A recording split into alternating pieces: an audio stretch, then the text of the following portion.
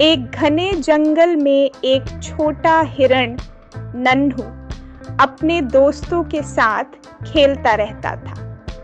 नन्हू तेज और फुर्तीला था, लेकिन उतना ही शरारती भी। जंगल में नन्हू के कई दोस्त थे, लेकिन वह अपनी चालाकी और चतुराई का इस्तेमाल कर उनसे छोटी-छोटी शरारतें करने में लगा रहता था। उसकी हरकतों के कारण कई जानवर उससे दूर रहना पसंद करते थे। एक दिन जंगल में एक नया शेर वीरू आया। वीरू अभी युवा और ताकतवर था और जंगल में अपनी पहचान बनाना चाहता था। उसे किसी को दोस्त नहीं बनाना था, बल्कि राजा बनकर सब पर राज करना था।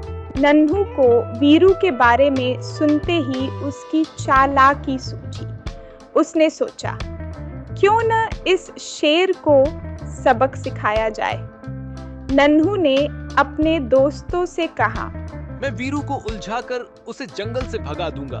देखना मैं किस तरह उसे बेवकूफ बनाता हूँ। सब हैरान थे, लेकिन नन्हू के इरादे पक्के थे। अगले दिन नन्हू वीरू के पास गया और बोला, ओ वीरू शेर, मैंने सुना है कि तुम इस जंगल के राजा बनना चाहते हो, पर क्या तुम मेरे साथ इस नदी के पास की दौड़ में भागोगे? वीरू को गुस्सा आ गया, पर वह अपनी ताकत दिखाने के लिए दौड़ में हिस्सा लेने को तैयार हो गया। नन्हू ने एक योजना बनाई और वीरू को रास्ते में एक खास जगह ले गया, जहां रास्ता संकरा और फिसलन भरा था। दौड़ शुरू हुई और वीरू तेजी से आगे बढ़ा।